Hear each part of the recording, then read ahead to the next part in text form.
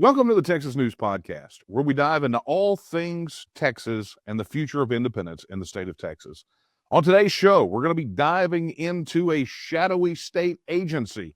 We're going to be talking about the influence that it has over your life, the unrestrained power it has to suppress political speech, and we're going to be doing it with the foremost expert on this agency, the Texas Ethics Commission. Anyway, don't go anywhere.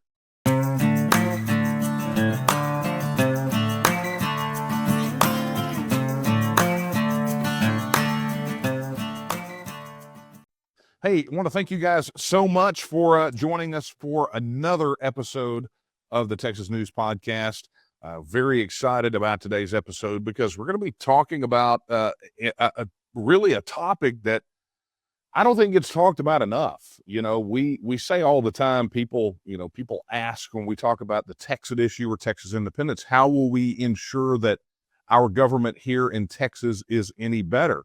And of course, the rationale is that the federal system and federal issues suck all the oxygen out of the room, and they allow things that are happening here on the state level to go under the radar.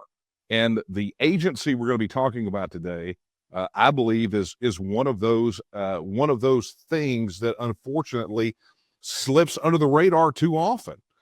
It is an agency that almost no one here in Texas has heard of, but as you will find out today, everyone is effectively under the jurisdiction of it. This is an agency that can be and has been often weaponized by the political establishment to crush people like you for your political speech when you go out and advocate for a candidate. And I'm talking about none other than the strangely named Texas Ethics Commission. That's right. It's called the Texas Ethics Commission. And they have just this enormous unrestrained power right here in Texas. Now, ahead of this episode, for many weeks now, there has been some notice of the Texas Ethics Commission, but really, truly from hardcore political activists. And a lot of people are just now becoming familiar with who they are and maybe what they do, but really and truly, in my mind, not the scope and breadth of the power that they have over each and every one of us. So on today's episode, I'm going to be interviewing attorney Tony McDonald, who I believe is probably the foremost expert on issues related to the Texas Ethics Commission. Tony is an attorney based out of Austin, and he has handled a ton of these Texas Ethics Commission cases. Hey, Tony, thank you so much for joining me today on the podcast. I got to tell you, I'm first and foremost really excited to have you on because you and I have known each other for many, many years, even from the point that I send you random pictures of your ear when I see you at events. But, that's a little personal. Yeah. But I will tell you, I absolutely had to have you on here because I saw you make a post on X, formerly known as Twitter, about the Abraham George situation and, in relation to the Texas Ethics Commission. And so that got me really thinking about if people really understood what the Texas Ethics Commission does. I mean, I've got to deal with these guys. I've had to deal with them twice as a candidate. I've had to deal, from the organization, we've got to deal with them every 6 months for our filings. So, it really is, I think, a mystery in the minds of a lot of people. And so what I wanted to, I don't know anyone out there that really knows as much about the Texas Ethics Commission and really how abusive it can be as a state agency than you. So, Tony, first off, before we tear into the TEC, why don't you give a second and introduce yourself to folks so they understand who you are? Sure. Yeah. So I'm a conservative grassroots attorney. I work with conservative grassroots around the state. I think you and I met when I was like a campus activist back, 2 decades ago. So I've been out in the trenches doing grassroots activism for a long time. But relevant to all of this, I'm an attorney and I'm a litigator. I do, a lot of things advising groups and doing that sort of stuff. But I've been involved in litigation against the Texas Ethics Commission. One case that has, it started in 2012 and it is at the U.S. Supreme Court right now. So that has gone on now for 13 years and really no end in sight. And so you say, what is the Texas Ethics Commission? Well, I'll tell you a little bit about the structure and things, but this is a government attack dog that can latch onto somebody and can drag you through litigation that, all told, they've spent well over $1 million to litigate that case to try and collect a $10,000 fine. And, litigating it, I've basically made a career out of litigating against these people trying to fight back on behalf of a client. And so, we can talk about that case and get into that, but this is the risk that people have if you try to defend yourself.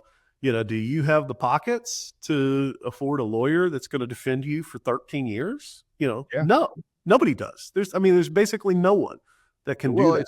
It's lawfare, right? And we know that the establishment is really keen on lawfare, but look, but before we really tear into the dirty details, I just want to hit back on something you and I talked about before we started recording the podcast.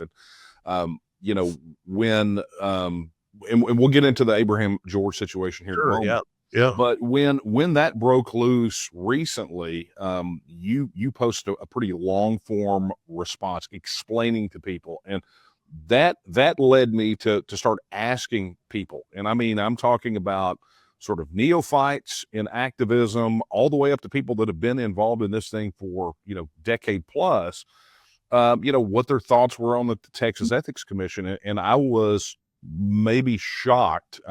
Again, I'm still struggling with that is the right word. How few people knew what the Texas Ethics Commission actually is. And also those that did really didn't understand what its function was. I talked to some people who thought that their function was to hold politicians accountable for ethics, right? And they really did not have an idea about the campaign finance implications or the free speech I mean, they just flat didn't know, Tony. So, Sure. For those out there who want to know, basically square one, what is the Texas Ethics Commission on paper? What is its job supposed to be? Sure. So, I would almost put it this way. There's kind of the above ground part of it, and there's the below ground part of the Ethics Commission. And I'll explain what I mean.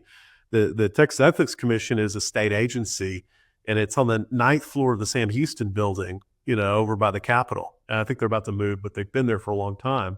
And if you go to the 9th floor, that's where you go if you were to have to physically file paperwork. Now, we all, everything's digital now, so it's kind of all moved online. But, that 9th floor would be the office where you would go and file your forms. And this is not just, you've been a candidate before. Candidates obviously have to file forms and campaign finance stuff, and everybody kind of accepts that as normal. But this applies to all Texans. I mean, this 30 million Texans. If you spend as little as $100 talking about candidates, campaigns, elections, local elections, if you spend, your time talking to your legislators about legislative issues that you care about, you can be required to file forms with these people up here on the 9th floor. So that's the kind of above ground part of it. The below ground part, I describe as the below ground because they have an enforcement division. So that's half of it's receiving the paperwork, and they're kind of paperwork pushers, that part of it. The other half is the enforcement. If somebody says, well, you didn't fill out a form, you were supposed to file a form and you didn't file your form. You were speaking without a permit. You were speaking without your paperwork being in order. Or more often than not, you filled out the form, but you didn't go to, you didn't talk to Tony or one of the 3 or 4 attorneys who know anything about this to fill that form out. And so you didn't fill it out correctly. You just didn't check the right boxes. You put it on the wrong form or whatever. And literally no one knows how to fill these forms out because it's very cryptic, very complicated, right?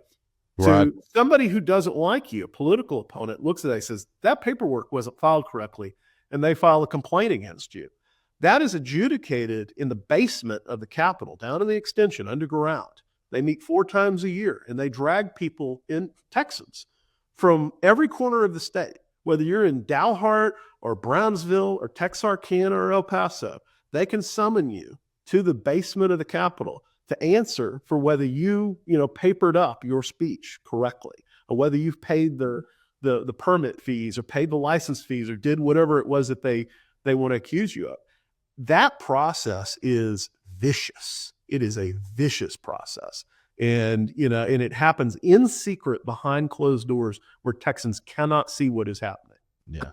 Well, Tony, before we tuck into the details, I mean, something you just said, and I think everyone needs to understand this. I mean, anyone who's listening or watching and you think, well, I'm not going to run for office, or, I'm not going to start a PAC, I'm just going to flat out ask you, I mean, if you were to estimate how many Texans have actually done something that by the letter of the rules would have required them to file something from the TEC, but have not. I mean, what kind of percentage do you think that looks like? 100% of politically engaged Texans. Wow. Right? Yeah. So if you're engaged, now granted, like most people really aren't engaged. I mean, if you're just a voter and you get something and you go vote, no, you don't have to file anything. And I agree with that. So the vast swaths of people are not engaged, but anybody who's engaged, if you've spent any money to put together flyers that say, hey, here's who I'm supporting in a local election. I've had people who, put together like a sample ballot and they go and give it to their neighbors.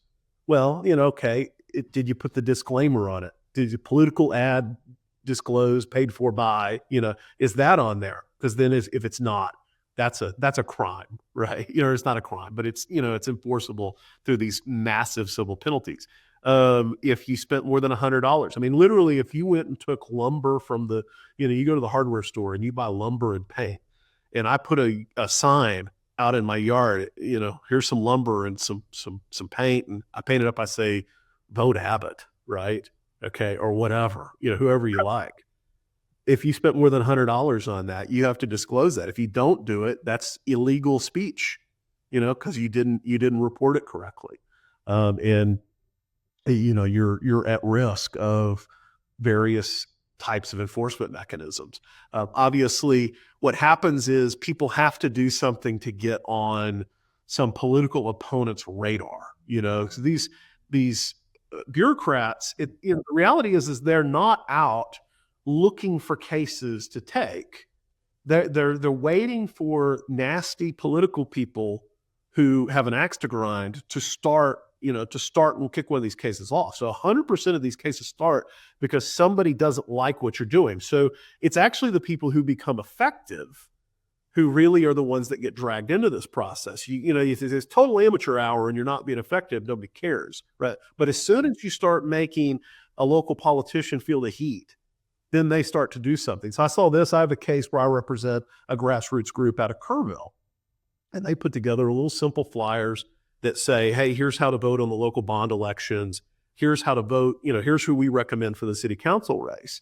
And they had a complaint filed by the local government, hired a law firm. The law firm looked at the flyers and they said, well, you said so-and-so was running mayor, right? So it's a list of candidates. Here's the candidate name. Here's the office. Here's a list of people we're recommending to vote for. So it said Roman Garcia, mayor. They said, you have to say Roman Garcia for mayor. If you don't say Roman Garcia for mayor, that's a crime. And so they filed a complaint with the Ethics Commission. Ethics Commission opened up a case on that. Oh, absolutely. You didn't say for. You should have known that you had to say for. So there's just these arbitrary, ridiculous things like this.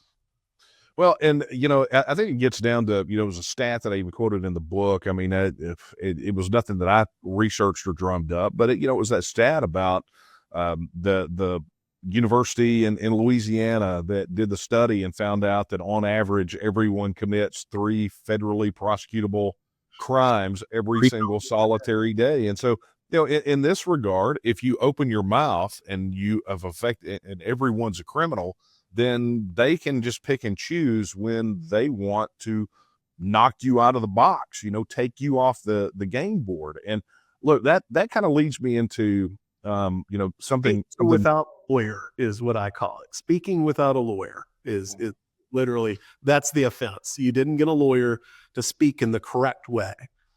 Well, this gets me down to, I think, really what I mentioned a moment ago, which was the Abraham George case. Now, I'm going to just tell everyone this before we get to that, is that you've written, I think, 4 or more articles that are posted on Texas Scorecard about various aspects of this. And I'm just going to recommend, after you listen or watch to this podcast, I want you to go read Tony's articles about this, because what we're going to talk about today, these are not isolated incidents. I mean, this is pretty widespread, and it's not just limited to big players. But I want to talk about the Abraham George case, because I'll tell you, in my mind, it was one of the clearest, most public weaponizations of the TEC potential that we've seen recently. You know, we've got some smaller activists that are getting tromped on all the time, but this one was let's just rip the mask off and get it done.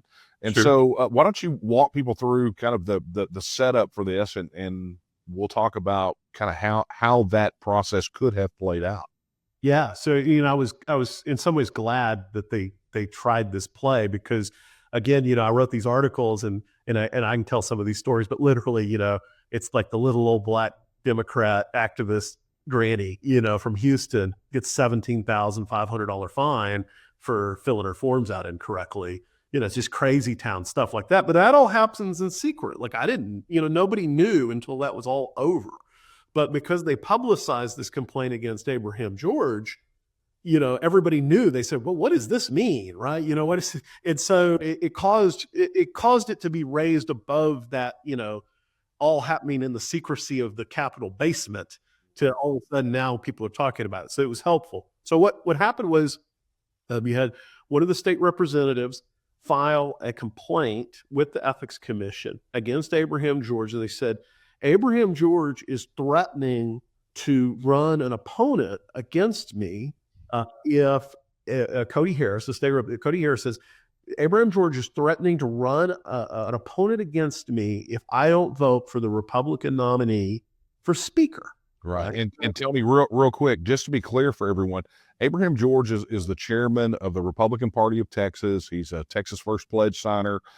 So, you know, he's essentially before the speaker's vote, just to get everybody caught up, if you haven't been watching that drama unfold, he's been very clearly communicating to state reps about what his obligations are and their obligations are under the rules of the Republican Party of Texas, and what the consequences are, aka Rule 44 censure, and more, if they violate those rules. And so he's been communicating that. So that was the start of that. Go ahead.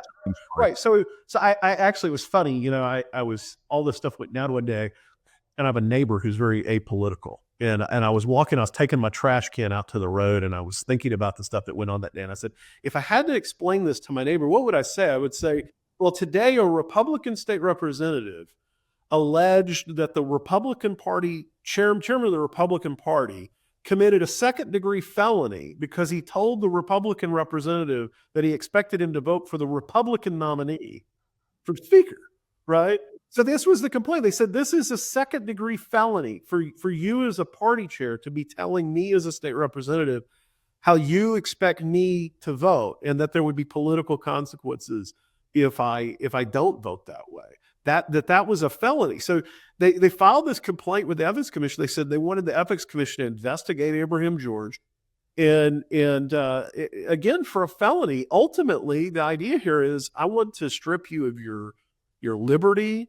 I want to put you in a cage. I want to strip you of your voting rights, your Second Amendment rights. I want to, you know, this is vicious stuff. I mean, this is to take you away from your family because you dared set expectations as the Republican Party chair of what I should be doing as a Republican state representative. That's insane, right? And so I knew from the beginning, I thought it was a very sloppy complaint. I figured it would not be accepted on a jurisdictional basis with the Ethics Commission. But again, I did this post. I said, well, what happens if they do? Because I've had other complaints where I've had clients that they receive this complaint. It's under review. And I said, I don't think they're going to take this. This is crazy. You know, but the one they took it, they literally, and so the story, the lady, they accepted a complaint because somebody at a political fundraiser tipped a musician in the corner of the room $20. And they said, you were supposed to report that $20 tip as a contribution.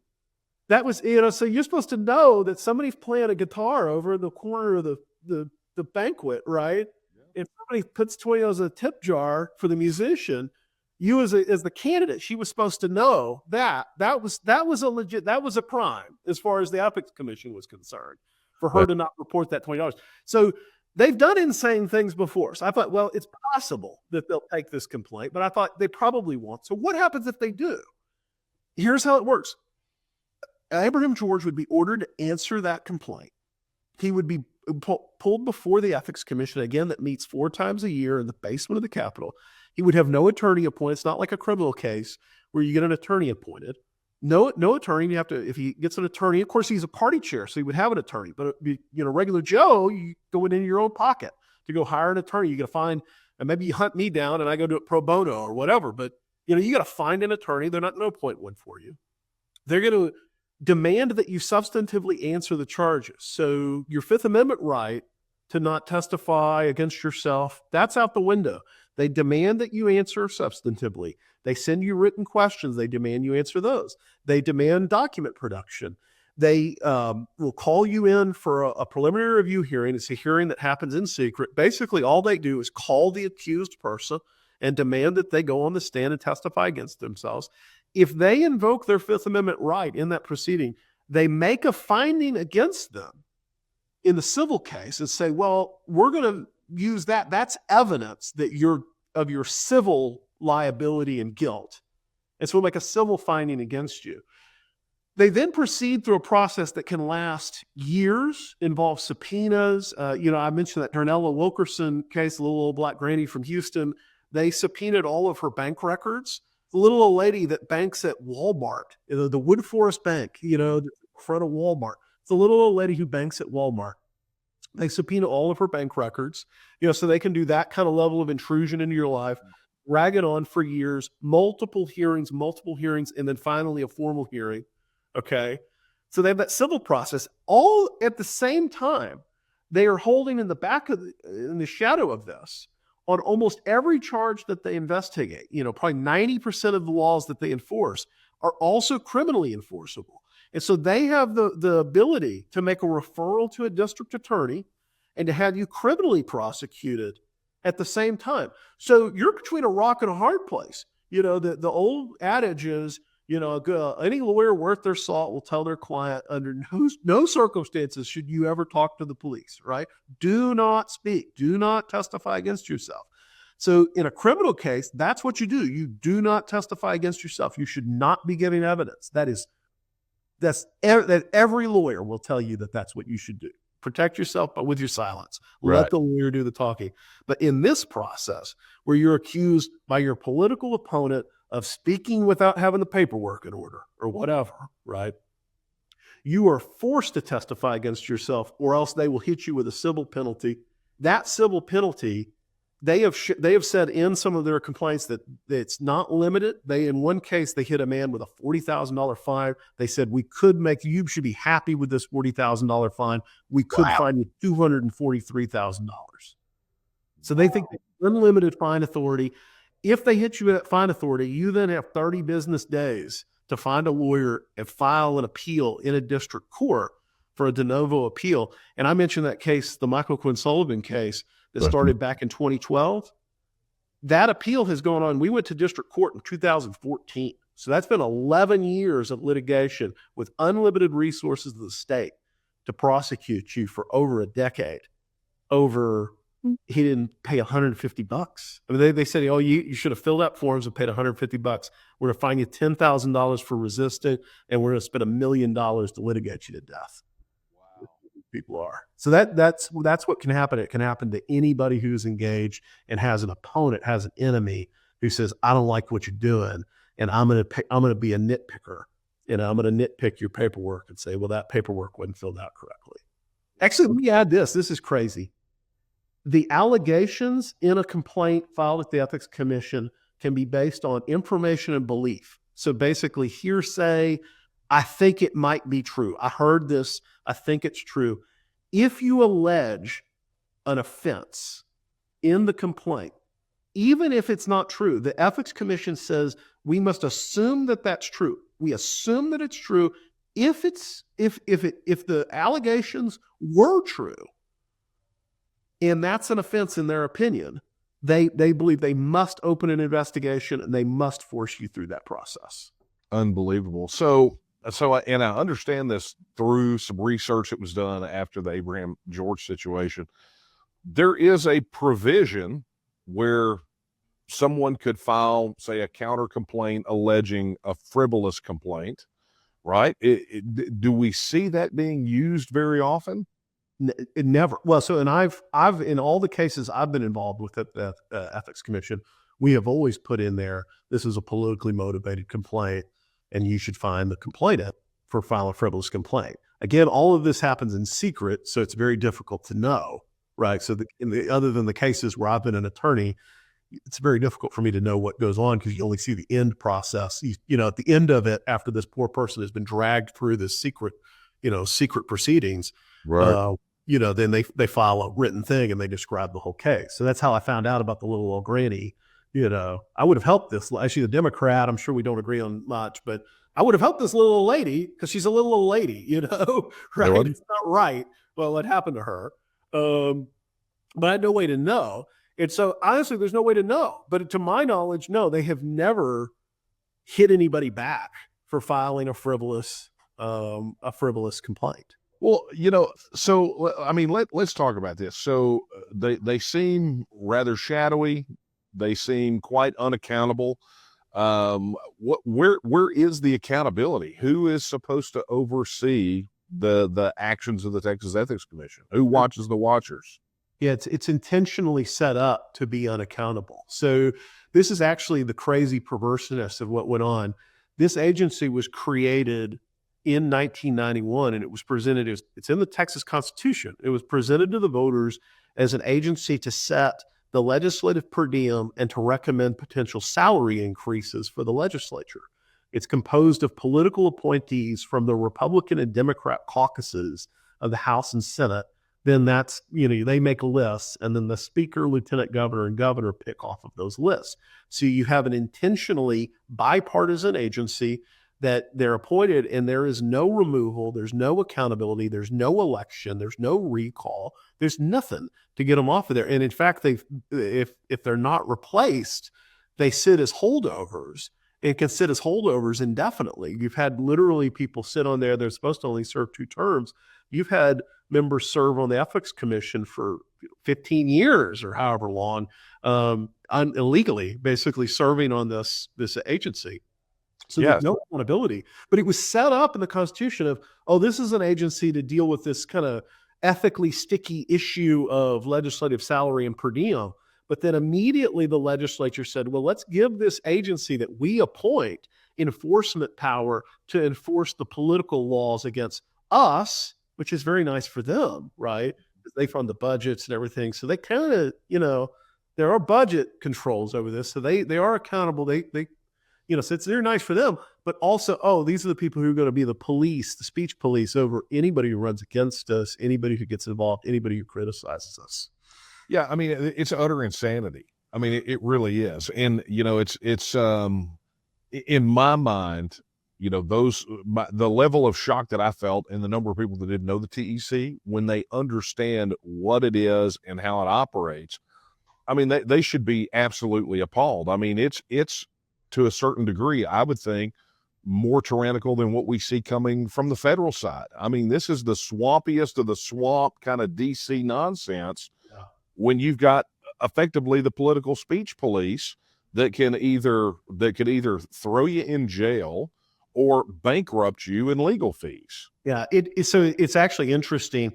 It is very similar to the Federal Election Commission in DC, but people talk about DC being crazy and messed up, and it obviously is. Yeah. But what is an asset to DC is that there actually is partisanship and partisan gridlock.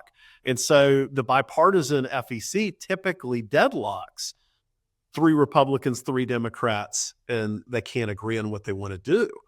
As you know, in Austin, it's the uniparty in Austin is a Democrat-dominated coalition, just like we've seen with the speaker getting elected by these rhinos and these Democrats. So you have a panel here on the Ethics Commission that is composed of rhinos and Democrats, and they don't deadlock.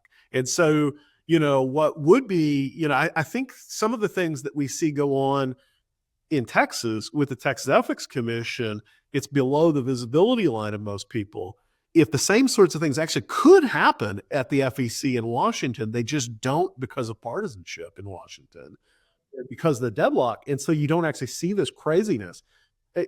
It's capable of the same thing, but it is the same problem. And this is a thing, I've read a great book. There's a law professor named Philip Hamburger who wrote a book called "Is Administrative Law Unlawful?"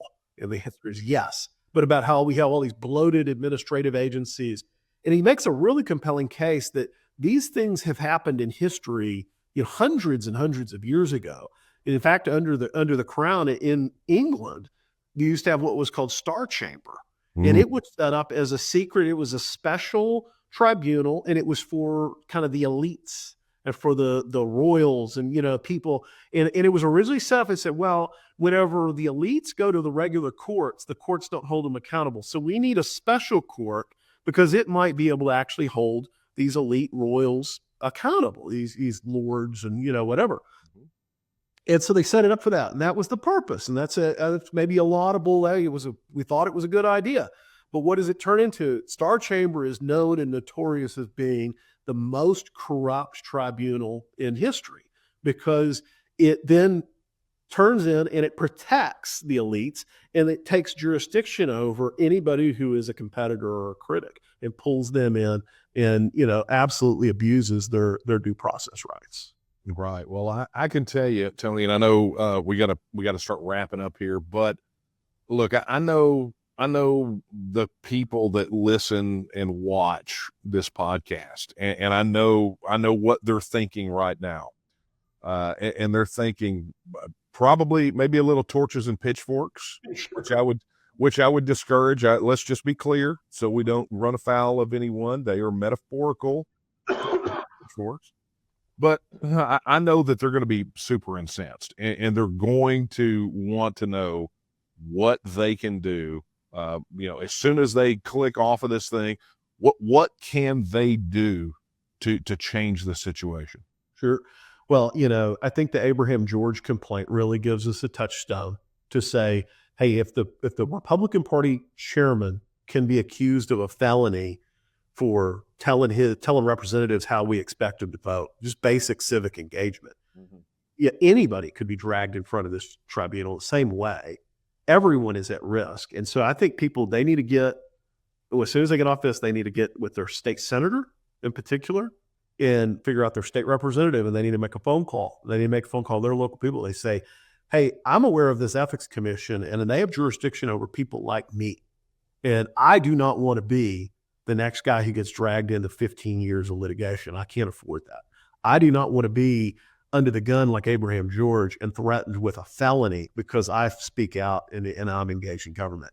And so the demand should be that this session, the legislature needs to take action and pass legislation to strip the TEC of jurisdiction over private citizens. There should be, under no circumstance, should a private citizen from El Paso to Dalhart to Texarkana be dragged and said, oh, you've got to drive hours to Austin to come meet multiple times in Austin in a secret tribunal before the secret speech police in the basement of the Capitol.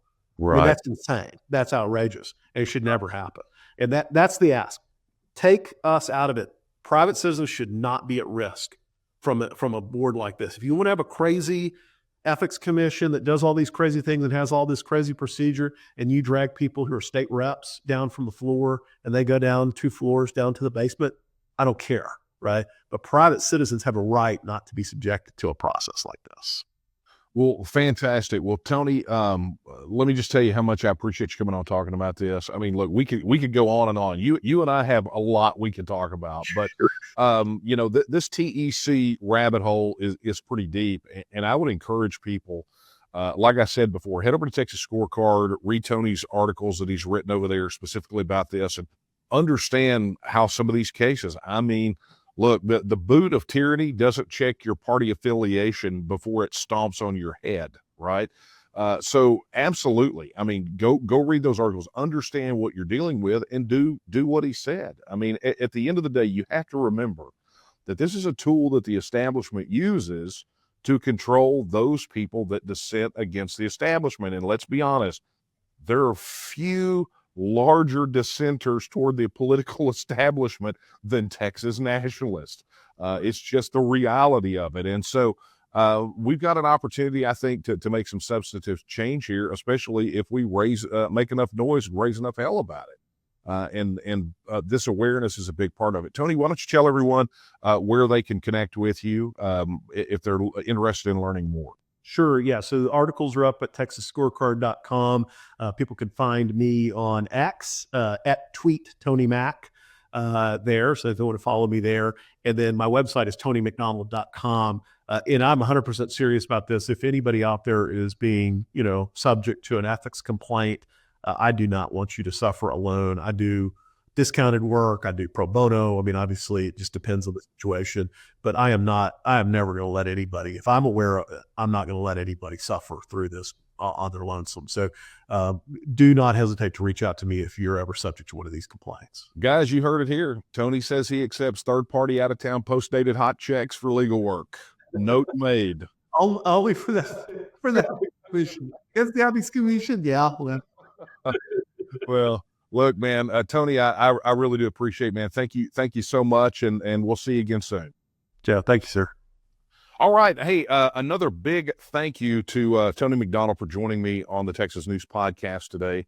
I got to tell you, if what he told you does not light a fire under your backside and make you angry, especially if you believe in the principles of freedom of speech and liberty, and understand the stranglehold that the establishment has on people just like you and me, and the only reason they have that stranglehold is they do their work in the shadows, then it's time to expose them. It's time to speak up and stand up and do something concrete so that we can restore freedom of speech to the people here in Texas. I mean, can you imagine for a moment being in a situation where you go out, you want to advocate for a candidate, you don't know them, you feel like they're going to be the best fit to represent you in whatever office it is.